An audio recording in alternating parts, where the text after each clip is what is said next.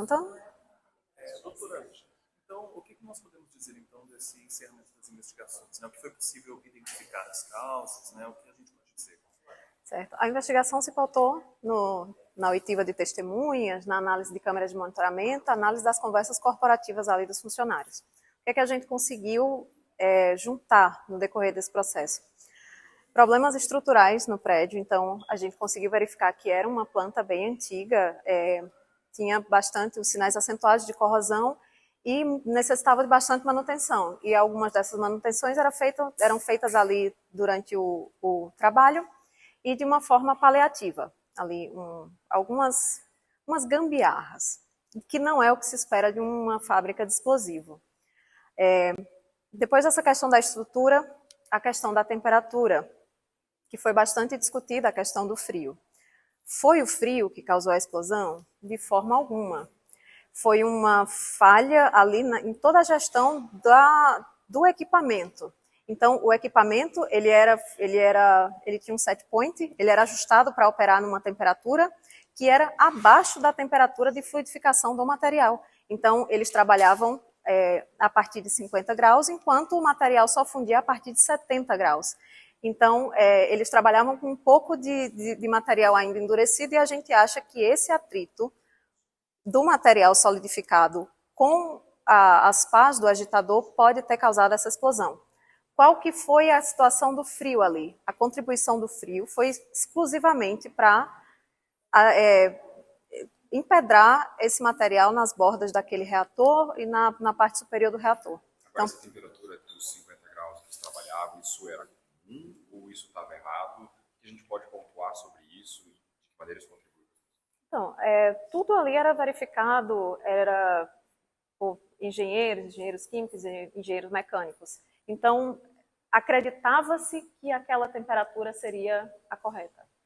Mas, aparentemente, um problema tanto na regulagem da temperatura quanto na questão do torque do equipamento. O equipamento talvez não seja tão sensível quanto eles acharam que seria, entende? Pode dizer, então, que foi falha humana. Eu acredito que falha do equipamento. A principal teoria é a falha do equipamento, do torque e a temperatura. O equipamento não estava bem aquecido e o torque era um pouquinho elevado, ele não era tão sensível, porque a haste do misturador ele deveria parar se tivesse um pouco de resistência. Só que esse torque ele estava, de repente, um pouquinho acima do limite, mas essa não é a única teoria que a gente conseguiu levantar. Durante o inquérito, a gente também verificou problemas de contaminação da matéria-prima. Então, tanto o relato dos colaboradores quanto algumas imagens que a gente colheu ali na comunicação interna indicam que a nitropenta vinha com detrito, seja de borracha, plástico. Esses detritos em si, eles não seriam suficientes para causar uma explosão, mas se vinha borracha, poderia de repente vir algum material metálico também nessa matéria-prima que poderia ter causado esse acidente tão grave.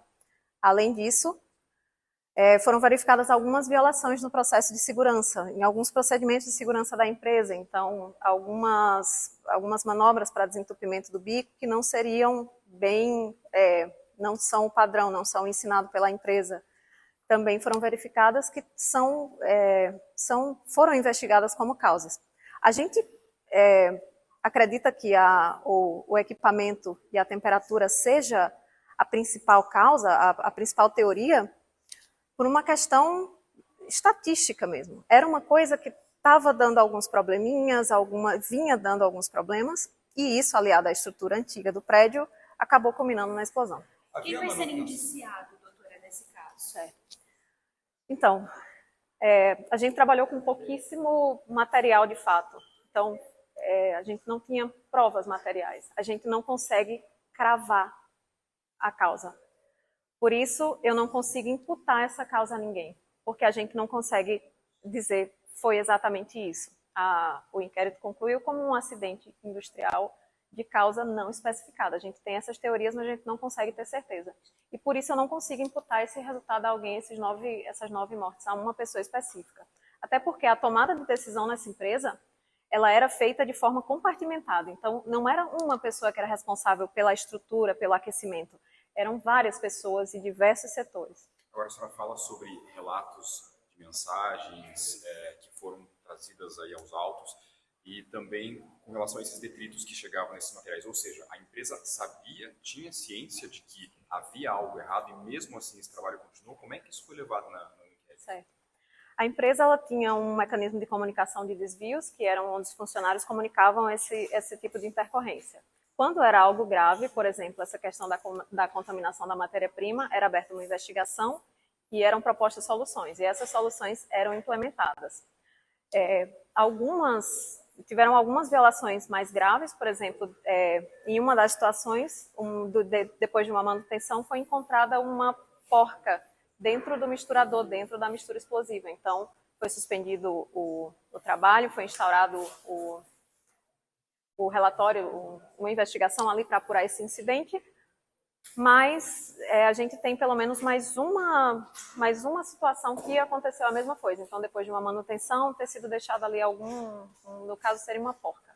A empresa tinha todos os laudos, tinha autorização para funcionar normalmente. Como era feita essa investigação, essa responsabilidade é compartilhada também com órgãos de autorização para funcionamento da empresa?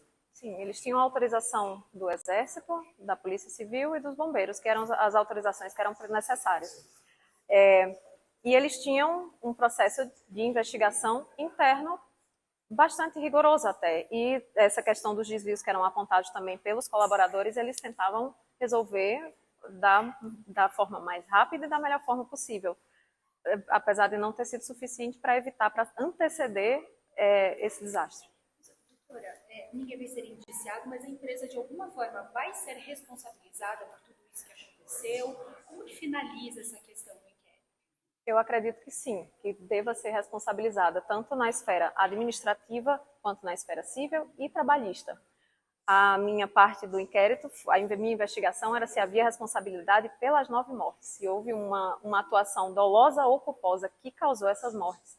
E isso eu não consegui verificar, por isso eu pedi pelo arquivamento do inquérito na seara criminal exclusivamente. Esse inquérito, esse relatório deve ser enviado para o Ministério do Trabalho, Polícia Federal ainda, que deve continuar essa investigação. Obrigado. Imagina, gente,